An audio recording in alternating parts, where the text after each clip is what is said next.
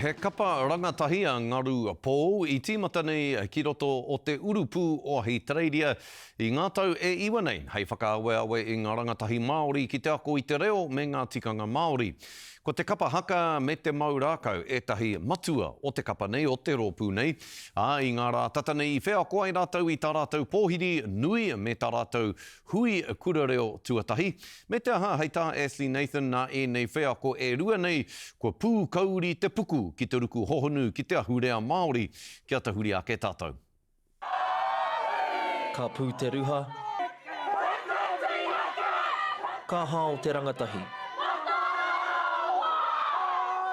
My stomach dropped because that's when I was about to come in with the karanga and it was like, whoa.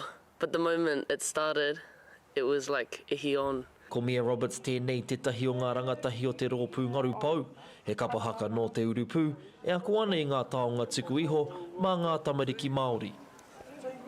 Our babies started with very tangi reo. To see them come through like they did that day, I was so proud at the back and for them to lead us, I guess, you know, the Pakeke, our manawa mai tawhiti, allowing our babies to do that, and he mihi kia rātou, and supporting them on that platform, because they've never kind of done that before.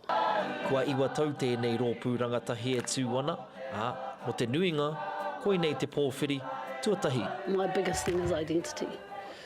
And if they know who they are, and they know who their people are, e pai ana. Kua ngaro haere te tuākiri Māori e kōrero hia nei, engari nā wānanga pēnei, I ora mai anō. Yeah, it's always been a passion of mine to learn te reo, but coming to this wāna, it's ignited it even more. Whakaoho-oho tia na tō rātou reo Māori, ko ia te tahi o ngā moimoia nui o Lutui. And that was my thing, he Māori koe. Ahako, wherever you live, doesn't matter, you got the heart of a Māori and be proud of that. And when you know who you are, you can stand anywhere. Tērā te kōrero I nā kei te mōhio koe ko waikoe I anga koe ihia, kei te mōhio koe kei te angatu kihia. E hāngai tonu ana ki ngā rangatahi Māori nei o Te Urupū.